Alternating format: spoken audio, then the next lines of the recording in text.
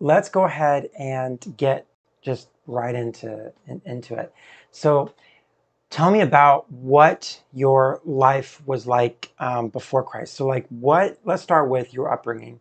What was your upbringing like? And I think you grew up in LA, right? Or you started growing San up in Bernardino. San Bernardino, Yeah, San okay, Bernardino. California. So Yeah. you started growing up in California, and Mhm. then eventually you moved here. So let's Mhm. go back to San Bernardino. What was life Okay. like during then?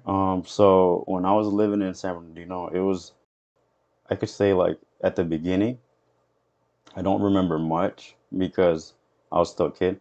I do remember like my parents being together and like I guess barely starting to go through some problems. Hmm. I know that at that time my dad was we found out that my dad was married in the United States and he had gone and gotten married in Mexico with my mom. So when he came down, it was interesting because one day his kids that were here in San Bernardino living Hmm. there came to the house to go visit us and stuff, and we found out we had brothers, other brothers, another brother and a sister, Oh wow. and so that was interesting. And then it was just my dad got he was kind of he wasn't a gang member, but he was like one of those Mexican guys that like wears the cowboy hats and all that stuff and the gold chains and stuff like that. But he was out there and he was dealing drugs and so I know that he got himself into some trouble, and so we ended up moving to Washington when I was like 5,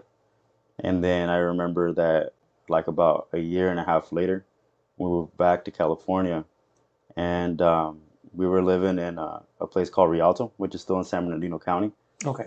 and he got himself into some trouble there. He ended up getting like busted for a possession charge, and he ended up going to do some prison time. And so during this time, my mom was by herself, and so my mom was a religious person. She was always like she was Catholic, so whenever she had a chance, we would go to the church and be involved at the church. And mostly, I would just sleep on the benches, Hmm. And but I remember my mom always being like faithful, always praying, always trying to reach out to God, to Hmm. help her in the situation. Well, in that time, like Tupac was really big. I don't know if you remember that, like Yeah. Tupac and Eazy-E and all that stuff was like Okay. happening.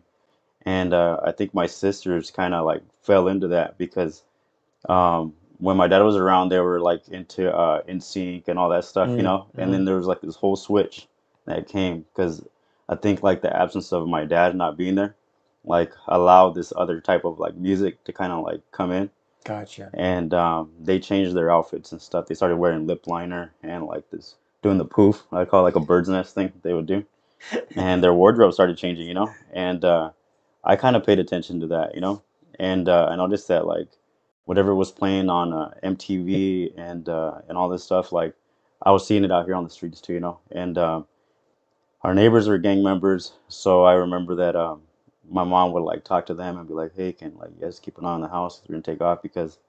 In the area where we lived at, there was a lot of crime, and I remember that my mom trusted them to take care of the house, but didn't trust me going to their house, And but I mean, they ended up having a Nintendo 64, and I wanted to go play it, And I would ask my mom, I was like, "Mom, I want to go play." And then the mom would be like, "Go, but I don't want you to be there too long, And so I ended up going there and hanging out with them, and my mom called them los gorrudos, which in Spanish it means like the ones that wear hats, because back then they would wear like those hats and they would wear beanies. Okay.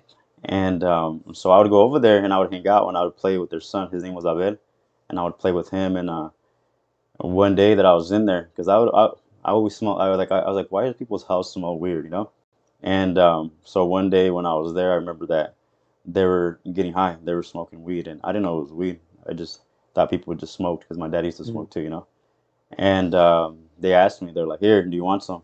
And his wife was like, or his girlfriend, I don't know if it was his wife, but she was like, "No, don't give him any." And then he was like, "He's just gonna take one hit." And so I remember that I was like, "Oh, okay," because I always wanted to be like my dad, and I seen my dad do stuff like that before, so I was like, I kind of gravitated towards it, and I wanted to do it because I remember I used to pick up little cigarette butts and I would smoke them, and and so that's like the first time that I actually like took a hit and I got high. And I remember that I ended up going to go play the 64. And when I went to go play the 64, like it hit me like right at the 64, and I was like feeling weird, you know. And I was like, why does Mm. my heart feel weird? You know, like my heart's beating weird. And so I remember that I was walking out, and I took off to my house, and I just wanted to go take a nap. And I think at that time I was like 9 years old, you know. And yeah, it was a lot of crime. Like going to school with my little sister. We went to this school called Lancashire Elementary, and I'd have to take care of her. I had to walk her to school, and I remember like getting beat up by some kids because they were trying to take her backpack. And so I guess I fell into it, and I started like becoming part of that. Like, all right, this is how we live. Like, you got to defend yourself. You got to do these things, you know. And but yeah, that was how it was in California. And then when my dad got released from prison, that's when a few months later we decided to move back to Washington, and we ended up making a move out here. Gotcha. So, when was your first introduction to the gang lifestyle? Was it through your dad, or was it down in San Bernardino, or was it up here? No, so my dad was against it. You know, even though he was doing bad things himself, he was against it, and so was my mom. My mom was extremely against it. They actually said that they moved too, so that I wouldn't fall into that Mm. because there's too much crime, and I guess they didn't like it. Well, the way that I kind of got like sucked into it, like I said, it was like the popular thing to do. Everybody was dressing like that, and when I got to Washington, I got with a group of friends, and those friends were also like dressing like that as well, you know. And so everybody at my school, like before, we would all wear like uniforms and stuff like that. In California, we had to wear uniforms, Mm. and now I hear we didn't have to wear uniforms. So now I'm like, oh man, these are the guys, you know, like these are the cool guys like we hang out with, you know. Gotcha. And so I started hanging out with those guys, you know, kind of talking to them and everything. And a friend of mine, Emmanuel, he ended up being the first guy that like he's like, hey, I got like some bud, you know, and which is marijuana. And then I was like, yeah, I've done that before, you know. And so I was like, they wanted to smoke, and we got together with some, and I met some other friends through him, and we got together, and we started getting high, and it was like a secret thing. Like for the longest time, my mom didn't even know I was getting high. She thought I was this good kid, you know. And so I always hid it from them. But when she did find out, she couldn't believe it, you know. And she was always in denial, like, no, my kid's a good kid, you know. And it's crazy because when I did start getting like deeper into the gang, um, like I would say like it took off more because like we'd hear stories on TV like of people like and all these movies are coming out, right, like Blood In Blood Out, like American Me, all this stuff, and we're watching them and we're like, whoa, like, you know, that's cool, like, wow, you know, you get interested, you know. Yeah. And as a Hispanic, I think we're like people that have a lot of like pride. We're Mm. prideful people, you know, and it's a bad thing. You know? So we like want to be like, oh man, like that's like the hero, dude, you know, like we want to be Mm. like that guy. And I wanted to be like that, you know. And at the time, like my parents had split, and so I started getting more freedom to like leave and explore and stuff like that, you know. Mm. And so my mom wasn't really like paying attention. Um, she was more like focused on like trying to get back with my dad and trying to find out who my dad was like cheating on her with because he was always cheating on her. And well, I was like, man, I have freedom, you know. So I had a different freedom because I'd be home till like 2 or 3 in the morning. Sometimes I would skip a day and I wouldn't even come home, and I'd be gone for 2 days. And then when I come, she'd be like, "Where were you?" I'd be like, "Oh, at my friend's house. I spent the night." And she'd be like, "All right." She's like, "Well, let me know next time." Mm. I'd be like, "All right, we were just studying, you know, or doing something." But in reality, we were like getting high and breaking into cars. Like we started. That's how I think I started like kind of breaking into it, because the enemy had a funny way of like enticing me with stuff, you know. Because at first I Mm. didn't want to steal. Like I didn't want to be bad. Like, Yeah. and I felt like it was like in a way he would take like little things and be like, "Don't do it." Like I'd have a voice in my mind would be like, "Don't do it." Like that's bad, you know. Mm. And then they would be like, come on, like let's go, like, you know. And then I'd be like, all right, well, I'm gonna go try it, you know. And then I would go do that, and then it felt like that conviction was gone, and it like that voice started going away, and I Mm. started getting this courage, like, oh, I could do that, like, oh, that was easy.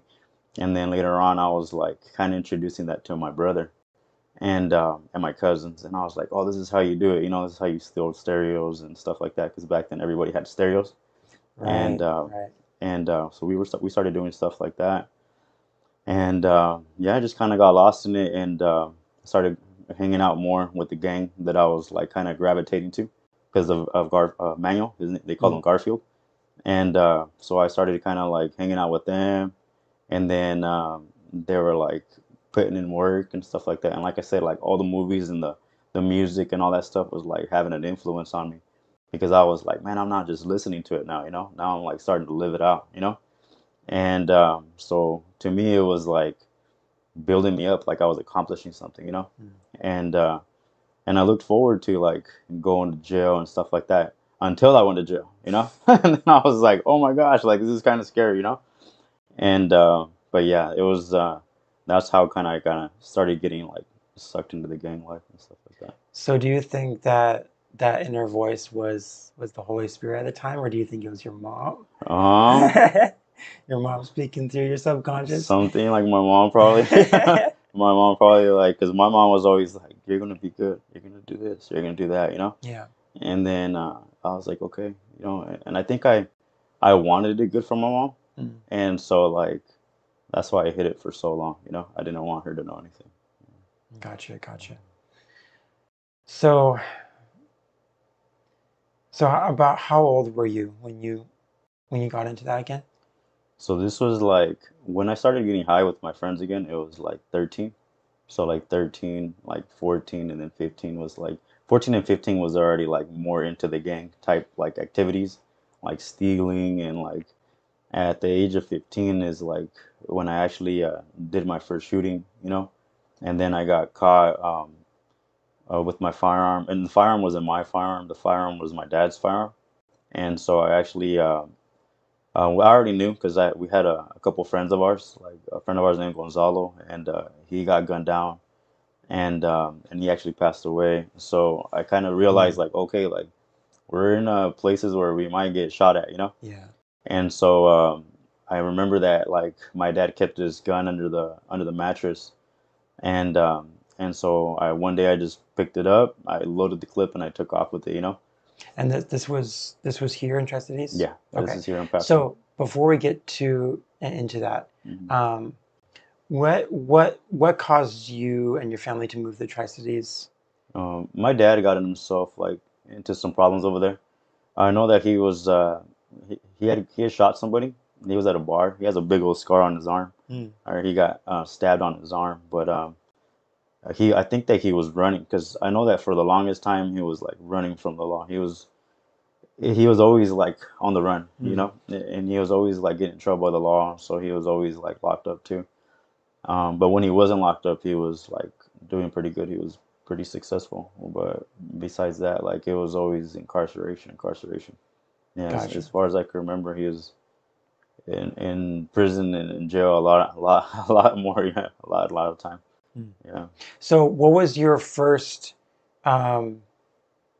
what was your first gang related um, activity like in Tri-Cities? Like so you came up from Tri-Cities, so Hmm. was it the steel like the car the Hmm. like the car stereo stuff? Was Yeah. that here? Yeah. Yeah. Okay, That was okay. serious. So that was when you're pretty young. Hmm.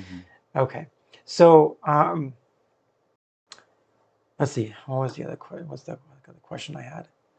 Um,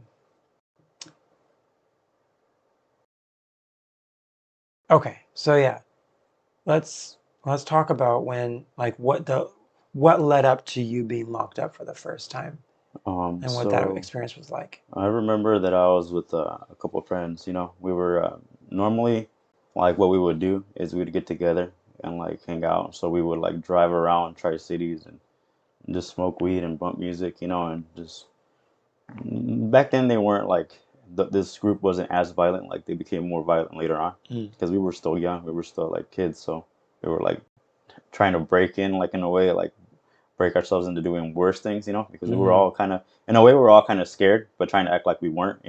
Gotcha. And so I remember that we went around, we took a cruise and stuff, and we were driving around Tri Cities, and we decided to stop at at what's it called, Jack in the Box in Pasco, and because we were trying to get beer. The girl, she was 21, so we had to get there before 2 a.m.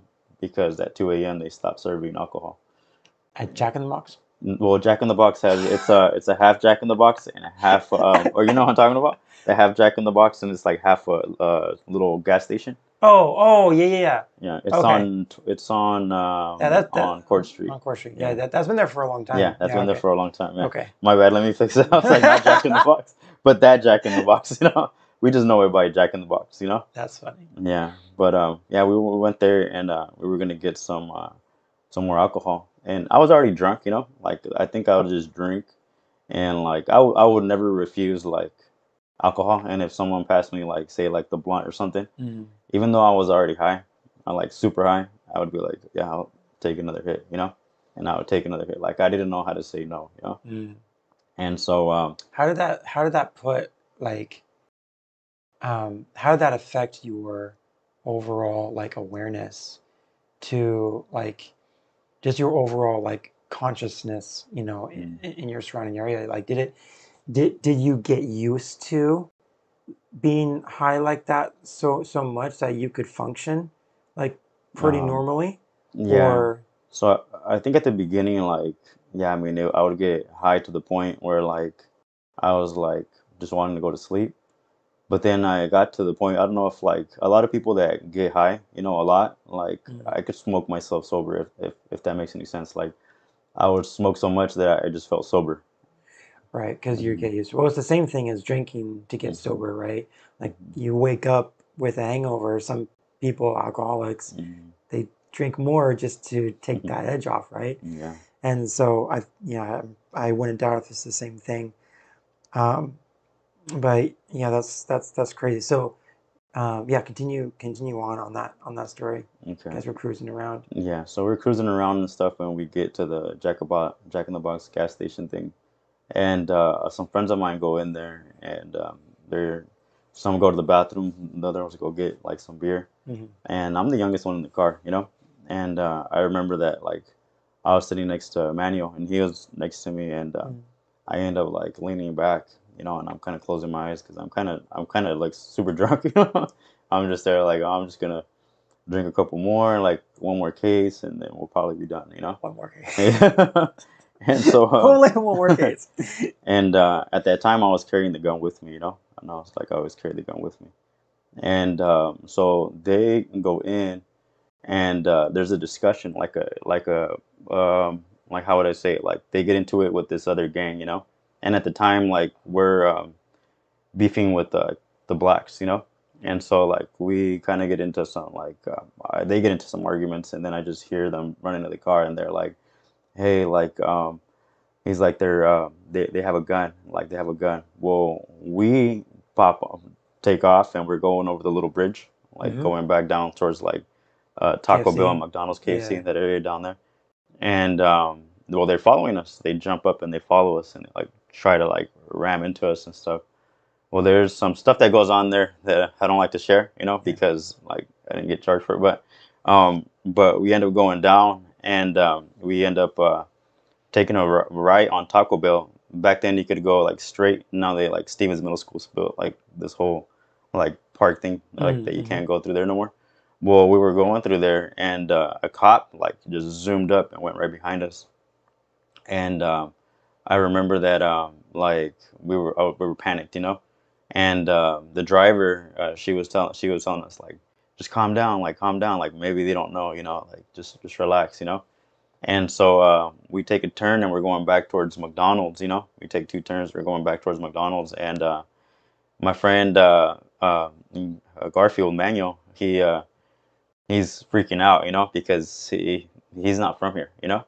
And so he's like, "Oh man, we had drugs in the car, like I have a gun, you know, like everybody's dressed like a gang member, like clothes, you know." And we're like, we're definitely going to jail if we get pulled over, you know. And we go in the front. We end up actually getting pulled over in front of McDonald's and hit the lights, and all these cops just show up, you know. And so I remember during that time, my friend Bud, you know, he's like, "We're hit, you know, like we're gonna go to jail."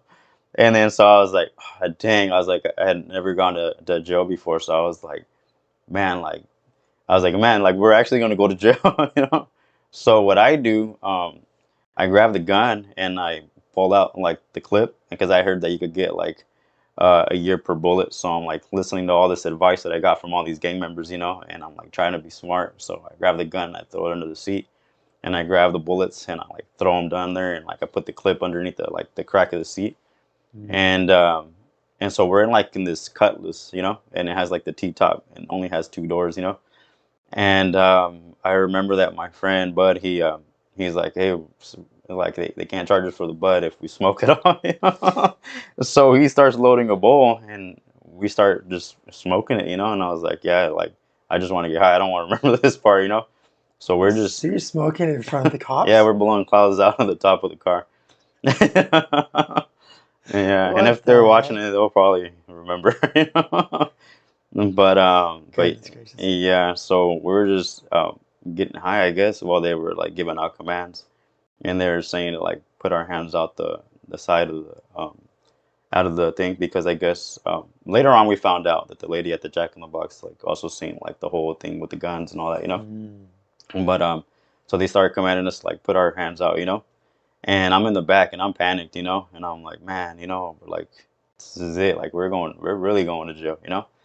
And well, they get out like one by one, and we're me and Manuel are in there for a little while. Manuel actually, when he got out, he took off running, you know, and they ended up catching him like wherever he ended up going, you know. And so we all get arrested and handcuffed, and we get split up. We get put in different cars and stuff like that. And there's this officer lady, and I remember her telling me like, she was like, she's like, she's like, tell me what happened. She's like, I could help you, you know. And but like I said, like I've had like gotten all these like street like how would I call it? Like we call it clecha in Spanish, you know, like advice, like on how to Mm. react, like when stuff like that happens. Gotcha. And we understood that cops lie, you know, like they're not trying to help you, you know, they're just telling you like because they want to get information off you, you know. And so then she was like, if you tell me what happened, she goes, you're not gonna get in trouble. And then I was like, oh no, you know, like, and then so me being young, like I didn't understand the law, you know. So like she kept on like harassing me that like your friends told me that the gun is yours and stuff like that. And then for a split second, I was like, they did, you know? And they're like, yeah. And she's like, and you get in big trouble. She's like, if you tell me who it belongs to or what happened, she's like, you could just go home, you know? And then so then I was like, no, like I can't, you know, because um, telling on somebody automatically gets you disqualified, you know, like from like it puts you in a bad position. You don't Mm. do that in a gang or in that lifestyle. You don't tell, you know. Gotcha. And so I was a kid, so I just said like I plead the fifth, you know, and and then but that's what you say in court, I guess. You know? But I was a kid, so I was like I said that, and then she just smiled at me, you know. She was like, "This kid probably," you know? And then so I was like, and she's like, "I got the right to remain silent." I told her, and then she was like, "Okay," and she's like, "All right." And then so they just left me in the back of the car. They ended up taking us all, you know, the car I think got towed, and so the girl went to jail, you know, because she was over the age. But the rest of us three, we all went to the Benton County Juvenile Justice Center. And I remember like getting booked, you know, and then I was like, we were all in there, you know, so like we were just like, hey, what's up? Like, oh, like we're all in here, you know. And then I told them because they had told them the same story. My friend Garfield was like, hey, they said that you said that the gun was mine. And I was like, no. And they were like, well, they said that you guys said that it was the gun was mine. And we all were like, no. Well, then they're all just telling us the same thing, you know, to try to make us tell on each other. Right. And so we knew that we were good. Nobody said anything, you know. And it was like getting processed was like scary for me, you know, because I remember that like I went in and they were like, yeah. And in my mind, like I said, I seen these movies and they're like doing these stabbings in prison and all this stuff. And I'm like, man, like it's going to be crazy when I get in there, you know? And so I get booked. I have to change my clothes and get these Bob Barker sandals that I ended up getting really familiar with that I shouldn't have. But I end up going in and I remember that I was like, man, like this is it, like like we're in here, and they put me in a cell by myself. But like I could say, like that day, like I prayed, Mm. and then I was like, man, God, like don't let nothing bad happen to me, while I'm in here.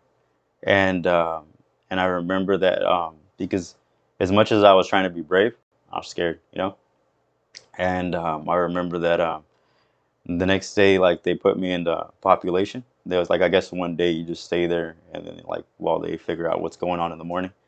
Well, they brought me out to go talk to my mom.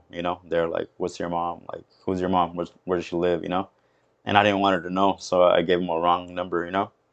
And then they were like, "This is not the number." And then I was like, "Oh man," And I ended up giving them my real name, and I gave them my mom's house number. And they called my mom, and my mom was like, "Where are you?" And then I was like, "Oh, some bad stuff happened," And I was like, and I ended up in jail. I was like, but I didn't do anything bad. I always tell my mom that, like, I didn't do anything bad. And so the officer took the phone and started talking to my mom, and my mom was like, "What? A gun? Like what?" So my mom didn't mention anything there, but when she went to go see me during a visitation, like she was like, "You took your dad's gun." Like we found out because it's not under the mattress. And then I was like, he's like, he's mad. And then I was like, yeah, I was like, I don't know. And I was like, yeah, it's just, I don't know. But So it where was was your dad at this time? at the time. So my dad was like, he lived there some days, and other days he lived with his girlfriend. Right? So I don't know. It was weird. Gotcha. It was weird, like a lifestyle, I guess, in a way, How because how was that? How was that an effect on you um, growing up? I don't know, like one thing that I'll say is like I think I felt let down a lot. And yeah, it's just I don't know. That was the hard part, because I really wanted him to be there. Mhm.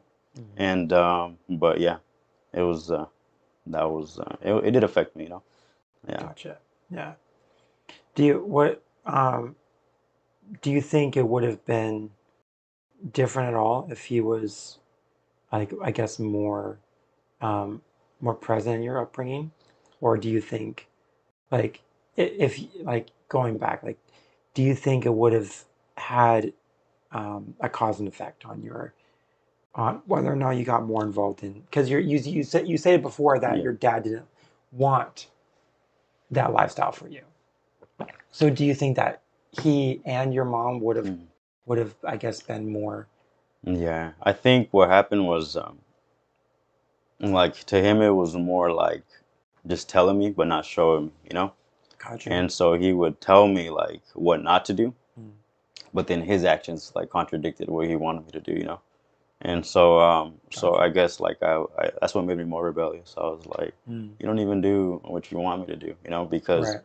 one time me and my sister we went because he ended up getting deported, and he was fighting his case, and we went to his court, and in his court they were reading out like his like charges, and he was like possession of marijuana with the intent to distribute and like all this different stuff, and like Mm, he had a firearm in his possession, and so I was like, oh, but like, and I wasn't able to do this stuff. I'm out hearing all these charges, and I'm like, okay, well, obviously he's doing that same thing. mm, And like I don't know, I just his absence, like, because I did have a lot of good times with my dad, like when we were younger, because we would go fishing a lot, mm. and that's something I do with my kids now, because Yeah, it was like bonding time, and I used to go with them a lot to go see like boxing matches and stuff like that. So I got into that's cool. boxing, yeah. But it was definitely like if he would have been there, because I wanted to get signed up for some sports. I also like got a punching bag, and I used to like go and punch the punching bag and show my dad, like, hey, look, I'm punching the punching bag.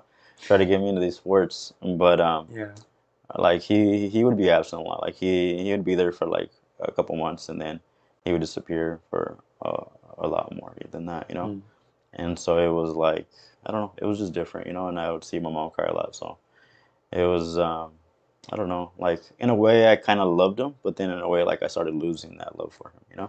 yeah, Yeah. yeah. Hmm. So, so the majority of the time it was just you and your mom. Yeah.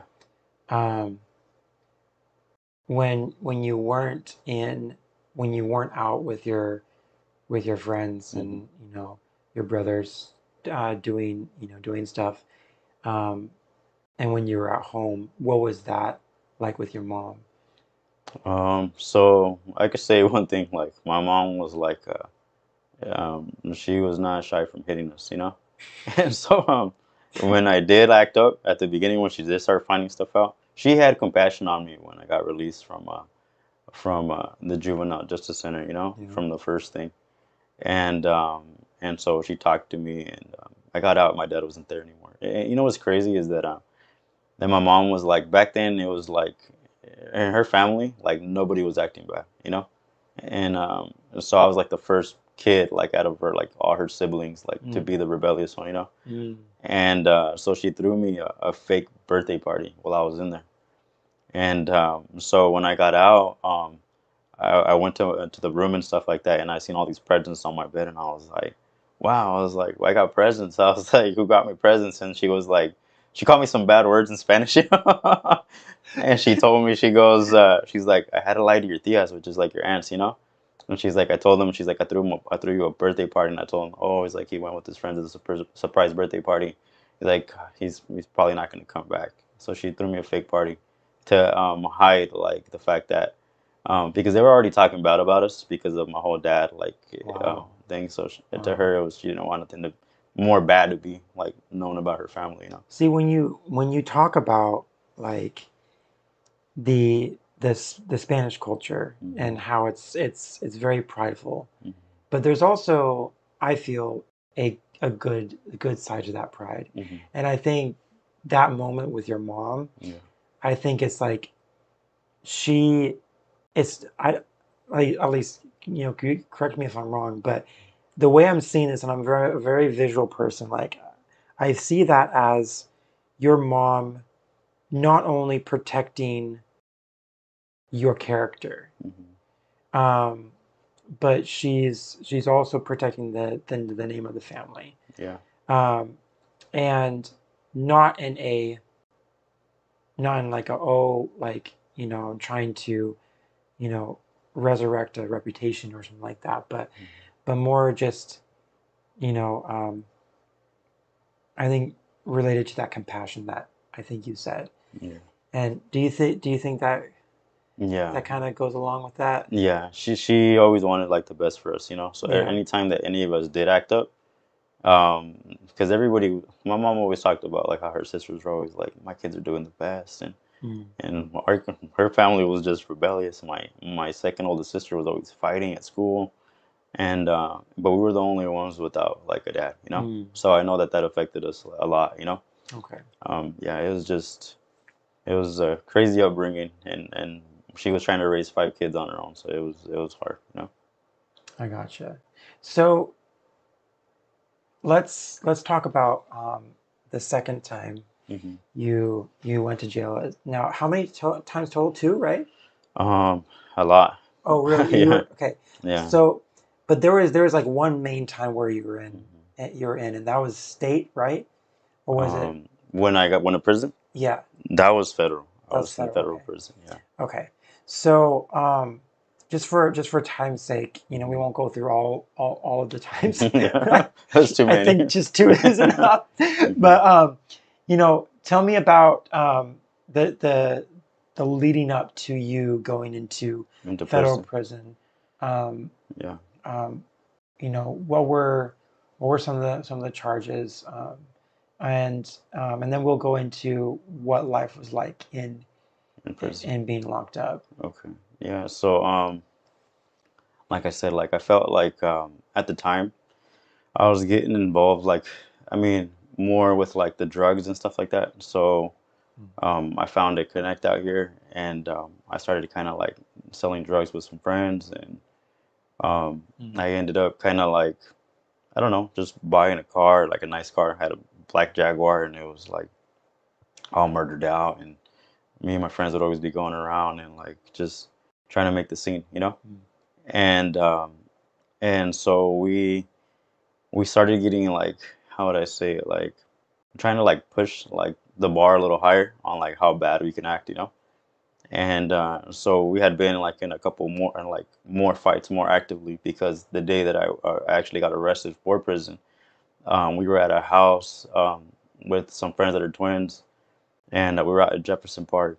It's their house is like by Jefferson Mm. Park, and I remember they were there hanging out, and some of our friends were on the computer, and they were like, back then it was MySpace, it wasn't Facebook, and they were messaging somebody on MySpace, and they're like, "Hey, your guys' homie from Yakima is like over here hanging out," and it was this guy from this other gang that's out there. And well, they end up messaging back, and he's like, "He's no good. He's a rat," like Mm. basically like he's told on somebody. Yeah.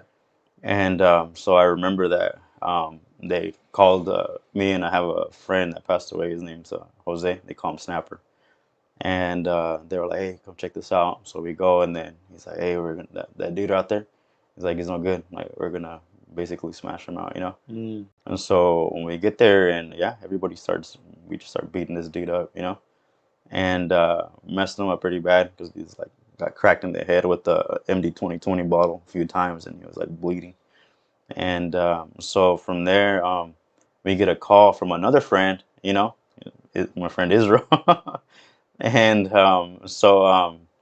he's like, "Hey, like there's this rival gang that we didn't get along with, that's at the out and about, Mm. and which is like a nightclub and stuff like that. Over on the corner of like Fourth and Yeah, it's pretty close to Fourth. It's on Lewis, right yeah, in front of the post office, or on the side of the post yeah, office. The post yeah. office there. Yeah. So This is right so when it first opened, huh? Because that's mhm, not that's pretty yeah, young though. It's not too yeah. old. No, so this, because we already fast forward a lot. So Oh, okay, yeah, now yeah, I'm like 20, I'm about to be 21 years old. yeah. Okay. And so we get there, and we're looking for these guys. We don't see nobody and stuff like that. So we're getting in line. And these dudes come out. And so like this whole kind of like fight thing breaks off, and they tell me to go and get the gun. I go get the gun and stuff. And so that day, like this whole situation happens, there, and I end up getting charged for it wasn't felon in possession of a firearm first. It was possession of a illegally modified firearm, and then it was felony writing with a weapon. Mm. And so I ended up getting booked into Franklin County. And I remember that at the Franklin County jail, I called to ask for bail.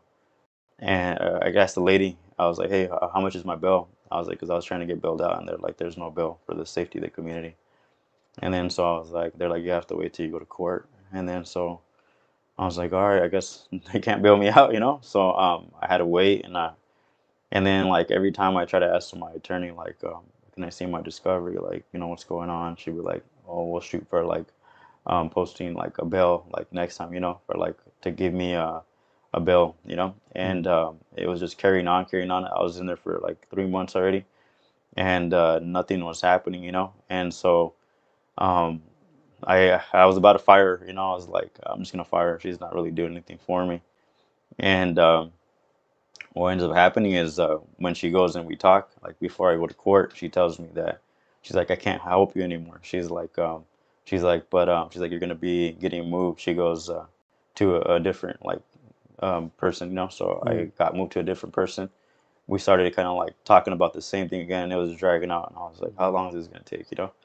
And I was like, in my head, I was like, "Why didn't shoot nobody?" So like, it's not gonna be that bad. Mm. And so when I do go to like my court, I found out that my courts got split. One went to Superior, one went to like what is it, like district court, or. So I ended up going and to court, and I talked to the attorney, and she's like, "Yeah, one of yours is gonna move up here and this and that." And so I asked her why. She goes, "Well, I got good news and bad news for you." And then I was like, "Well, what's the good news?" She's like, "The good news is that the state dropped your charges." And then I was like, "All right." And then she's like, "They just want you to plead out to this one charge, because the felony writing got turned down to like they reduced it to a lesser charge, Mm. and I was gonna get time served for that. And then I was like, "Well, that's great. That means I'm getting out. Like." And then I was like, "But why was my other one in Superior?" But she said, "Well, that's where it is." She goes, "Well, the bad thing is like the feds picked him up. And my little sister, Veronica, she had gone with me, and she was like in with your record because I had like other stuff on my record. She goes, you could be looking at a charge card called armed career criminal, which carries a mandatory minimum of 15 years. And then so I was like, whoa, And then my sister looked at me, and I looked at her, and then I was like, okay, so this is getting more serious. And then so my sister took off from there. I went to go relay like the message my um, to my mom, and I got on the phone and I talked to my kid's mom, and I was like, hey, like, yeah, it's not looking that good. And I called to my mom, and my mom was like, don't worry. She's like, I'm gonna go to the church and I'm gonna put some candles for you because she was Catholic back then. And then I was like, yeah, go put some candles. And then so I started talking to some of the guys there, and there's a friend of ours there. They called him Apache. And I started talking to him, and he's like, yeah, he's like, I know someone that just got out in there. He's like, and they got 5 years for that charge. And then I was like, well, that's not very like I'm having a chance that I'm gonna get out. Yeah. And so I was like, it is what it is. And so I just prepared myself mentally, like, I guess it's happening. I was like, all right, well, then I started working out. I was like, I'm gonna start working out and get myself in shape, so to prepare for the worst. And yeah, I mean, and then from there I got moved from that because Franklin County was in a federal holding facility, Mm. and I got moved to Yakima, and then Yakima was like Franklin County didn't have nothing on Yakima. Like Yakima was structured, and they were sending people to go fight people. Like it was like prison. They were calling it like prison boot camp. Like that's where like all that happened. Gotcha. And I think that's where like I started kind of getting breaking in more like fighting and like learning how the structure worked from prison. Before I even went to prison. Mm. So, okay, so let's get a little more detailed on like what prison life was like. So, um, you said it was structured. Mhm. So, did you end up playing like some sort of role in, in that structure? Mhm. Um, or did you just kind of lay low and not really do Mhm. anything? Or were you So like in it? yeah, so in Yakima County, like they actually offered me like the chance to get like the keys. So it's like you run the pod. Mm. And and I ran the pod like before, like in Benton County once. But one thing that I'll say is like it was just I started learning like how things are ran, like how drugs are being brought in, and like how to discipline somebody, like what's allowed, what's not allowed. Mm. And then like if you see like a rival gang member, you take off on them on site, like and things that'll get you X'd out. And so I was picking up all this stuff, like, all right, so this is what we do, this is how we're supposed to act and stuff like that. And and so I started living by that code. And I was like, this is how we're supposed to be. This is what makes a gang member a gang member. And so yeah, I started building that up, and then I started leading a workout routine there, and from there I got ended up getting taken to Benton County, and we had to fight some dude that was ex-rapist. And just learning like how to be more sneaky violent, I guess, in a way. Mm. And not get caught and stuff like that. But Like how, because it just blows my mind that there's even criminal activity that goes on inside the place where you're supposed to be not doing criminal yeah, activity. yeah, It's so like ironic. It's just kind of backwards. But like I'm not asking you to devolve any, mhm. secrets, but like how is that possible? Like how is it just done really, really low key? Because there has to be someone watching because there's cameras Yeah. everywhere, right? There's cameras everywhere, but people are like so good at sneaking stuff in. Like one thing that like I said before, like some of the officers would hand us like the drugs, and they weren't even knowing they were handing us the drugs. Oh, geez. Yeah. So like a lot of like one way that they would bring like stuff in, and I don't know if like officers are watching, but they would get John might post. be. John might be watching, but they would get postcards, right? And they would get the postcards, and the homies would never like put them under their name. They weren't like unless they were desperate, because some of them are desperate. Mm. And they would be like, hey, like if I put money on your books, can you get like postcards sent in for me and stuff like that. And then people that are like off the streets and are hurting, and they'd be like, yeah, yeah, like, and or give them coffee. Like coffee's like payment in there for everything, in the jail. Once you Gotcha. get to prison, it's like it's stamps, post stamps, and yeah. Then they just have someone on the street, basically send them a letter, and they grab the postcard, and they put the meth like in the water, and they spray it on there, and they coat it, and they'll coat it a few times, and then I guess when they call you for your legal mail, and they'll be, or not legal mail, but just for mail, they'll be like, so and so, like, here's your mail, and you Mm. just get your mail. But then they cut out squares, and those squares you just put in your mouth, and or you swallow it, or whatever you want to do, and that's how they sell it. They sell it by squares. Oh shoot. Okay. Hmm. Well, that's one way to do it. Yeah. Yeah. So, um, okay. So, just for the sake of time, let's Mhm. fast forward a little bit. Okay. There's it because I've heard your testimony in large bits and pieces like Throughout. throughout the years, right? Mhm. Throughout like the last 3 years. And I can't believe it's been like 3 years since Yeah. you first came to like Casey's home group and I met you for the first time. But I haven't heard your testimony In like depth. in depth, but I've heard little bits. There's this one moment I remember recalling, and I don't know if you saw in the notes or not, but it was something along the lines of, I think you were on your way to either court or you're on your way to see a parole officer, Mm. and you were in the car, I think, with your My sister. sister, Yeah. and something popped up on the radio Hmm. that was kind of like a not a turning point, but like, or maybe it was. Hmm. It was just like highlight Hmm. in your journey towards Christ. Okay. Can you tell me about the events surrounding that in that moment? Okay. So, what had happened was like I just gotten released from prison, and at the beginning everything was kind of going kind of smooth, and I didn't even know I was on child support, and so I got put on child support. I was on child support, but I didn't know I was like on child support, and Mm. so stuff had stacked up over the years while I was in prison, and I ended up, I guess, owing all this money, and I had gotten a car out, and I had this job, and I got out, and I wasn't getting paid the most. I was working a minimum wage job, Mm. and so stuff just started getting kind of hard, and then I just having drama with my baby's mom because I wasn't with her anymore. She had a daughter from someone else, and this whole thing was going on. And so we actually got into like altercation, and I ended up getting a restraining order. Mm. And and the whole mix of that, this girl, she invites me to a church. And she's like, you should come to church and this and that. And I was like, nah, church is not for me. Like I don't go to church. But I was on this ankle monitor when I got released from the halfway house in Spokane, and so I had to do a couple months on house arrest. Mm. And so one day I was just home and I was bored, and then I was like, and she called and I was like, yeah, I'll go check it out. And so I called the halfway house and I was like, hey, is there any way I could get a pass for church? And they're like, yeah, what's the address? And I asked her what the address was. They gave me the address.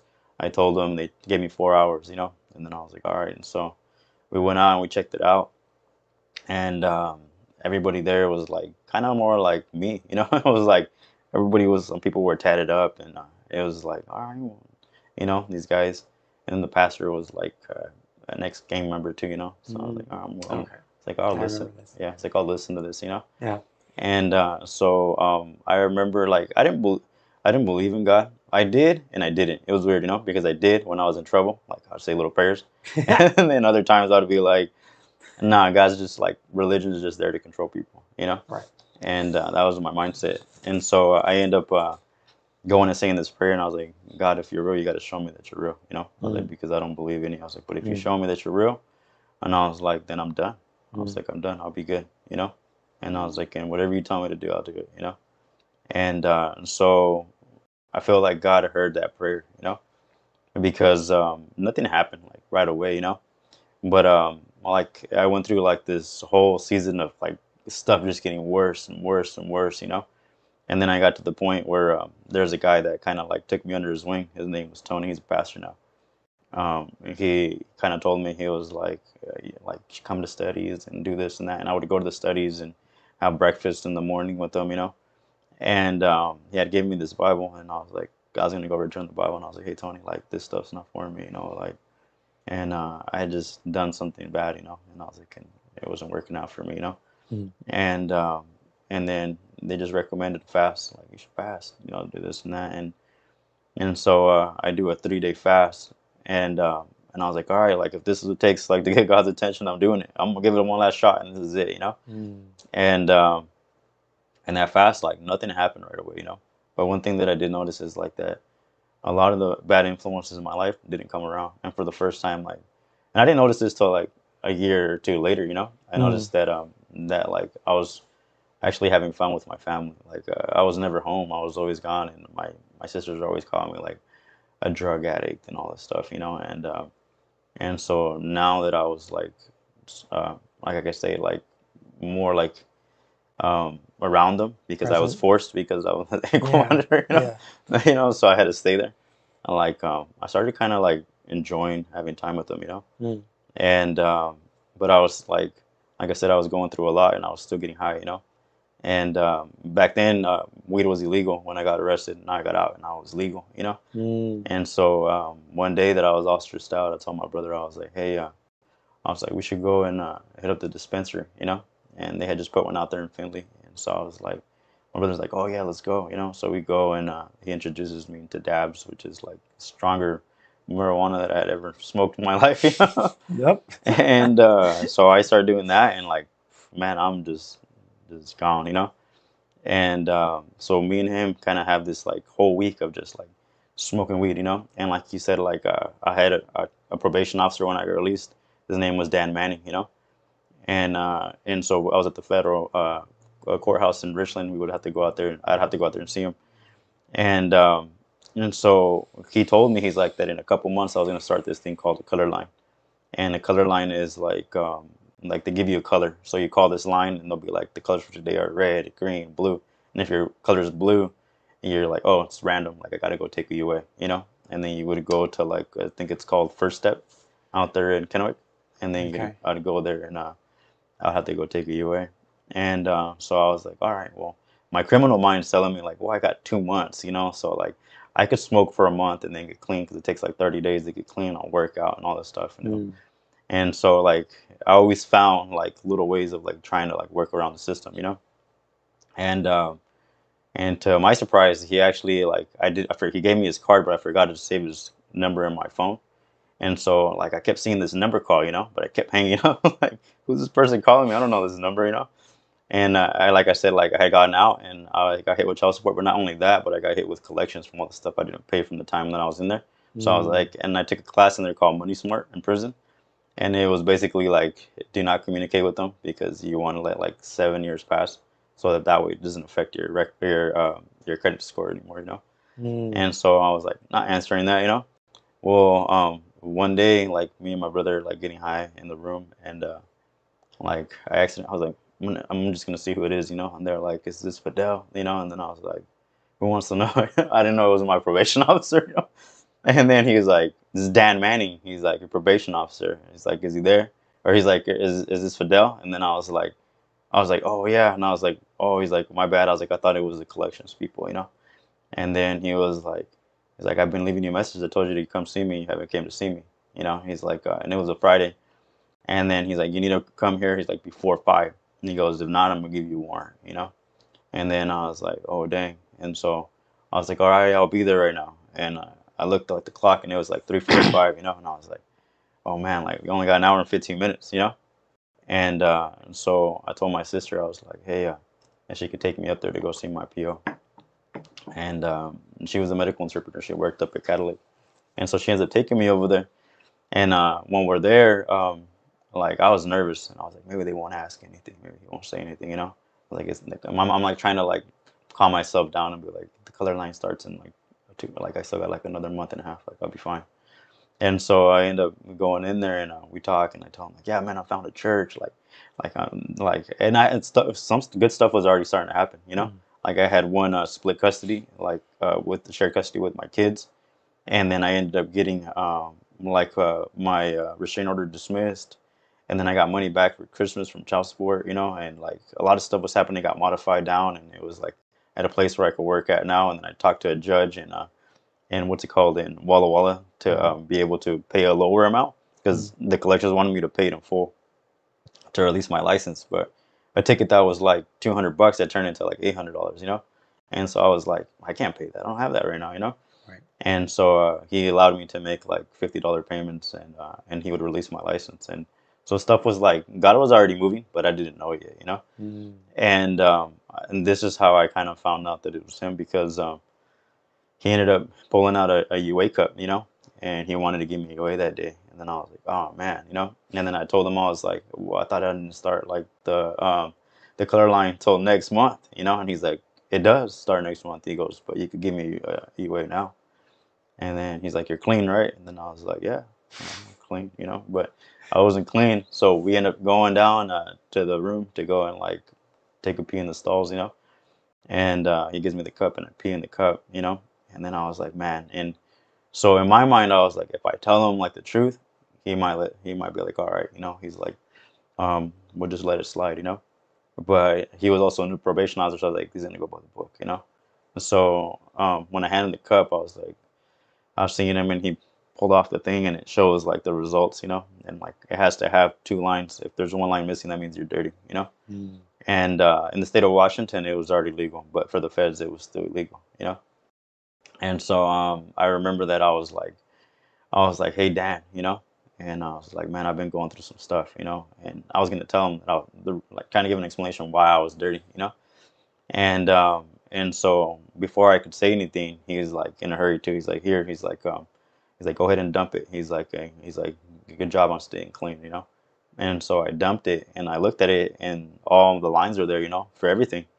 And then I was like, what the, you know, what's going on, you know? That's So crazy. I remember I threw it in the trash, you know. And then he's like, you're dealing with what? I was like, just a bunch of stuff. I was like, I'll tell you later. Like, I kind of forgot like where I was going with it, you know.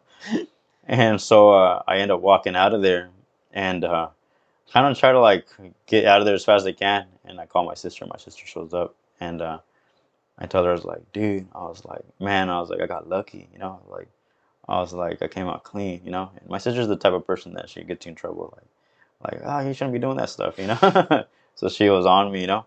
But to my sister, like it didn't. To her, she was listening to Caleb. Like she tried to invite me to church too, Mm. but like at the church that she was going to, like I didn't feel it there, you know. So I got invited, and I ended up going to the other church. But I end up listening to the radio. You know, she's listening to Caleb radio station, and we're driving and stuff, and we're going over the bridge from Richland to Pasco. And there's a guy on the radio. His name's Luis Palan, you know, and he's saying, he goes, "Did you know that in the Hebrew language that there's no word for coincidence?" And he goes, and the sooner that we start saying like that, he goes that it's not coincidence or luck. He goes, but we start acknowledging that, you know, that's the Lord. You know, Mm. like you'll see these blessings poured out upon your life, and like something to that, you know, Mm. as far as I can remember. And and then he's like, "This is Luis Palan." And he finishes the thing, you know, and then to me, I was like I was sitting there, and I don't know if I was still high. Maybe that's why, like I was more focused, you know. And but I was like, what the like, and I was like, and I felt like God was speaking to me, you know. And I remember that I was like looking out the window, and then I was like, it's like, did I pass the way because like God intervened, you know? Mm. And then I was like, no, that's a coincidence. And I was like, but the radio just said like, don't acknowledge a coincidence, you know? So I'm Yeah. having this conflict, and I was like, well, that could have been a coincidence. And then I would get back to the UA. I was like, there's no way, you know? And then like I asked, like in my head, I was like, God, was that you? And I felt like a voice internally say like, that's me, you know? Wow. And then like I remember that like I got like kind of surprised, you know? And then I was like, oh my gosh, God's real, you know? And I think that's when it hit me, you know. And I remember I turned around, and looked at my sister. She always kind of looks kind of mad. She had this look, mad look on her face, right? You know.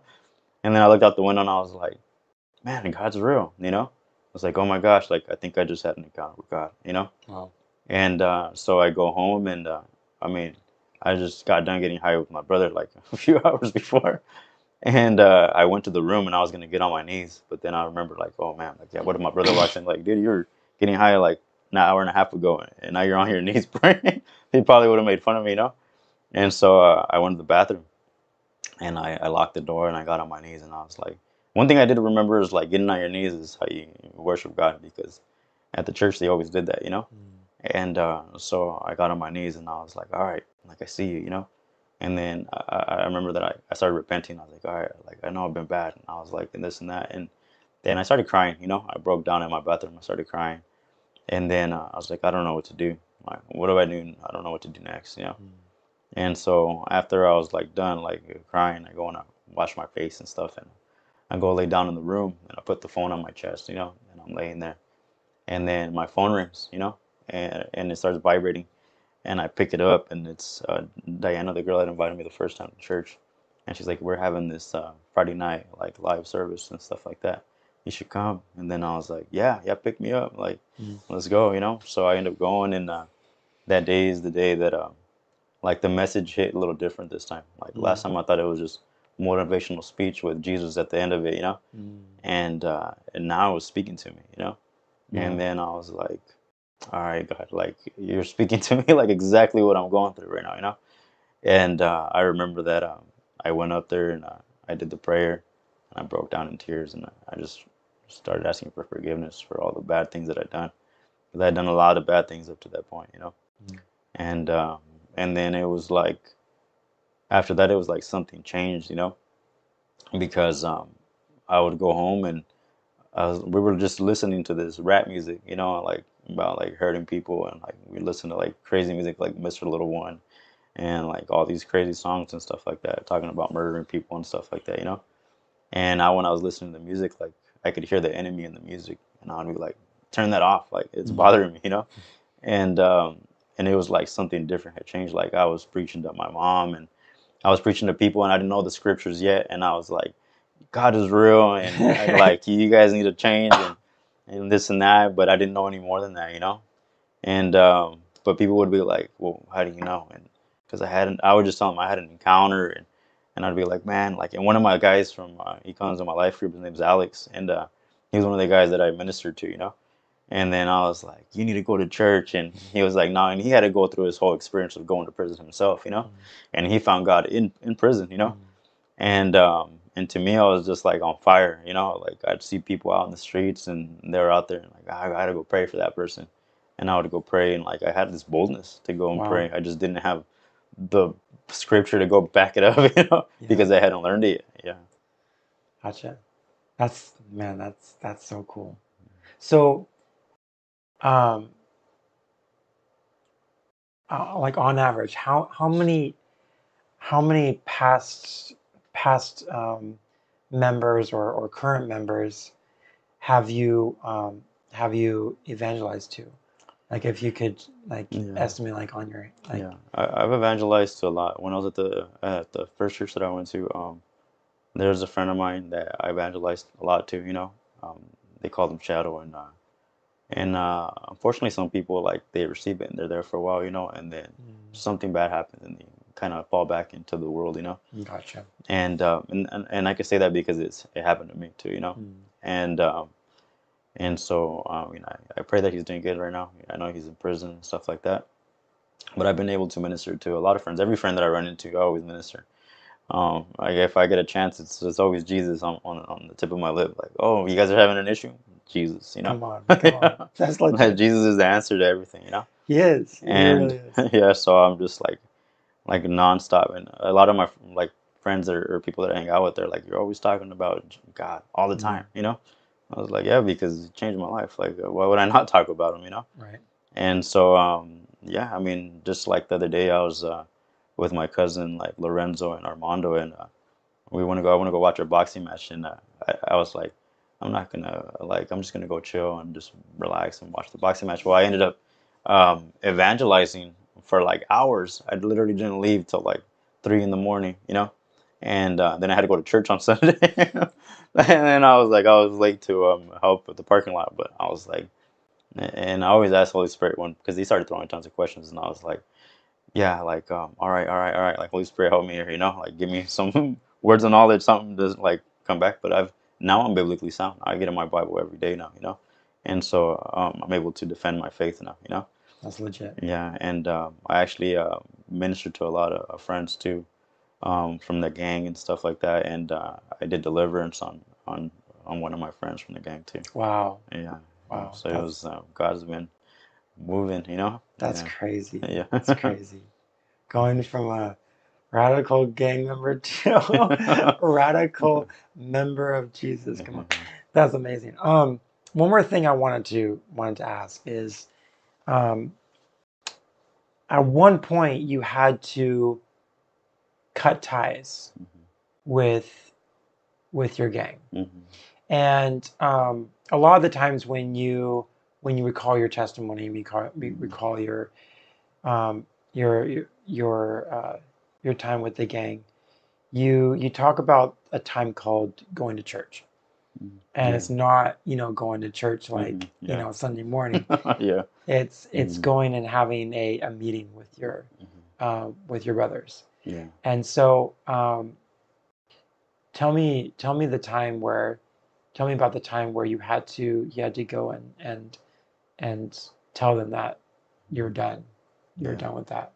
Like, call Yeah. that And moment for you. so for the longest time, like I had a one friend that was on me the most.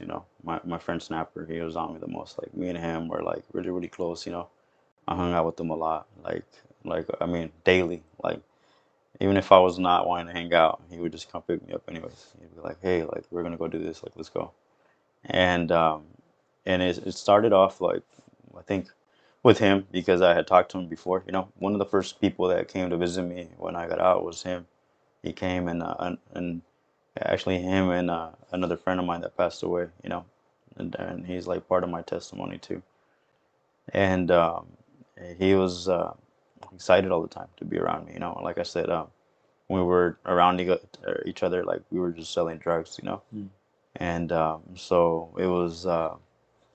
He was definitely like one of the hardest persons to like talk to about that because he did not know how to take no for an answer. Mm. And so I ended up getting also like talked to by another friend. They call him Toro. And and he was like, you need to go to church and this and that. And like you're messing up because I wasn't going and stuff like that. And I was like, well, I don't want to have like no like looking over my shoulder and stuff like that. And because one of my cousins kind of fell into a bad spot too with the gang.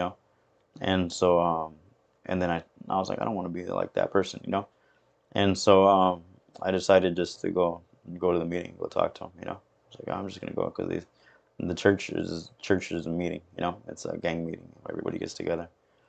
And I was like, yeah, I'll go. And the crazy thing is like it was at a point in my life where like I had just gone out of jail.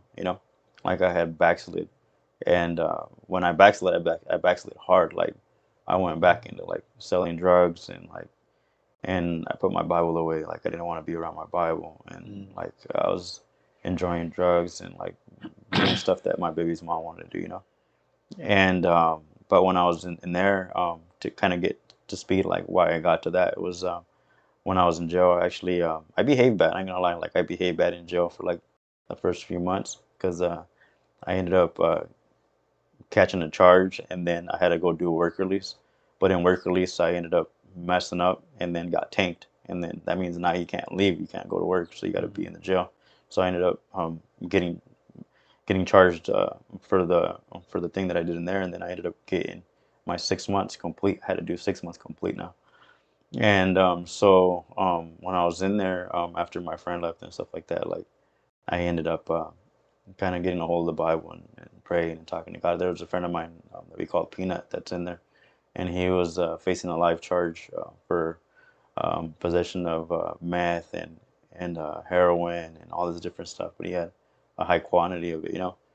And he got hit with the feds, and then he was like, "Hey," and you know what's crazy is that when I backslid, like, because they see me going to church and stuff, and he's like, "Hey, I remember." He's like, "I know that you were going to that church," and I would be like, like I was going to that church. And then he'd be like, "Hey, can you read the Bible for me? Can you pray for me?" And then I'd be like, "Yeah, I'm over here doing bad," but like at the same time, now I started getting conviction. And then I was like, I'll read it to you. And I think him getting me, like, I don't think it was him. I think God used him to get me back. And because I got in the Bible and I was like, I know you did not pull me out, like, so for me to come right back to where Mm. I was at, you know? And I remember that, like, I would go on my bed and I would just look up and just pray. And I'd be like, all right, like, I'm going to change, you know? But I need help, though. I was like, because I can't, you know, it's hard for me. Like, I can't do it. Mm. And when I got out, like, it's just conviction hit, you know? I ended up going back to the church. And I remember that, like, I didn't have the fire. Like, I didn't feel the fire like I did before. And they did this message, you know, how Jacob had to wrestle with God and stuff like that, you know. And then I was like, all right. I was like, and I remember that when I got saved, I did a fast. And so I did a fast. I was like, I'm gonna do a fast, and I did a fast again. And then I felt like something broke during that fast. And then after that, like I went to this thing called Mighty Men of Valor, like a big old thing in California. And we went out there and we just started getting like, I don't know, I just got ministered to and stuff like that. And so I made a decision when I was in there, and I was like, one thing that I noticed is I would surrender full heartedly. And I knew Mm. that God wanted all of me. He didn't want just a little bit of me. He wanted everything. So I was tattooing during that time too, and I was making good money. And I gave it up. I was like, God wants everything. I was like, so I stopped tattooing. I stopped doing all the bad things, you know. I cut them all out and stuff like that. And then at the time, my daughter's mom, she wasn't doing the greatest, and she didn't want to go to church. She told me she's not a church girl. She's not going to church. She's not doing that stuff, you know. And then I was like, I'm gonna have to split with that too, you know. And Mm. so I did that, and I put myself in this thing called a discipleship home. And I stayed there for like 6 months, and I asked God, like, if she's the one, then she'll come to church. Well, she never went to church, not one time, you know, the whole time that I was there. So I was like, that's not the way, that's not the answer I wanted, you know. But God does what He does, you know. Mm. And yeah, I started learning that obedience comes with sacrifice, you know. Yep. And God wants you to sacrifice some stuff. That's good. And so before we actually broke up, that's when I went to the church meeting. And then I talked to the friend of ours, and that was the one, like, we call it holding the keys, because we call the whole gang a car, you know. Mm. And then the person that's running the gang is the driver. He's got the Mm. keys, you know. And then so I talked to him, and I was like, yeah, man, I don't want to be involved in this stuff no more. Like, I'm good. I just want to take care of my family, go to church. And then he was like, no, like, we'll talk about it later, and this and that, you know. And then I was like, yeah. He's like, I was just like, yeah, I don't want to be around this stuff no more, you know. And then it's just like he kind of left me alone. But the guy that was actually bothering me, like, kind of on me, he shot himself, you know. Well, they say that he shot himself, you know. And shot himself in the head. And then well, that person stopped bothering me. And then the other guy, like I said, Jose, I got to talk to him a couple of times on the phone, and he was kind of upset. He's like, oh, well, you're not going. The homies, like, what's going on, you know, this and that. And so, like, me and him, like, we had done some bad things out there, and we were always together. He was like a brother to me. And I guess telling him, like, nah, that I wasn't into it no more. And he was like, all right, when I get out, he's like that basically, like, it was gonna be bad, you know. And I was like, all right, yeah, like, you know, whatever. It's like when he gets out, you know. And he's not really someone that would play around, you know. And so I took it serious. Well, he ends up overdosing in prison. I'm like, Mm. and he dies in there, you know, at Walla Walla prison. And then from there, just nothing really happened, you know. Mm. Yeah, and I felt like I knew, like, God's protection was on me, you know. He was Mm. keeping me safe. Yeah. That's good. Wow. Well, I'd like to just cover everything, but Yeah. but it is time to kind of wrap it up. But um, if there's if you were to talk with one if you were to talk with um, someone right now, sit down and talk with them, who has been in that gang Mhm. lifestyle, um, what's a piece of advice that you would give them, um, if they're trying to get out of that? Mhm. Everybody that's in a gang is looking for a purpose, looking for respect, and like looking to fit in, something has gone on in their lives where they feel like something's missing, like they don't belong, like an outcast, and they're trying to find an identity there, And one thing that I'll say is like they give you like a whole new name in there, and they'll be like, "Oh, this is your new tag name," and like, man, you feel like you're this new person. Yeah. Well, all that's a lie, It's just it's a lie. Just all it's doing is trying to like suck you in and hold you there. And for the longest time, I was brainwashed like that. And I thought that's what it was. That was the lifestyle that men were supposed to have. Mm. And and it's just a big deception. The enemy knows how to work off that pride because he himself got kicked out for pride, so he definitely knows how to manipulate that. Yeah, it's true. And It's true. and that's what I got pulled into. It was pride. I wanted to be recognized and I wanted to be known.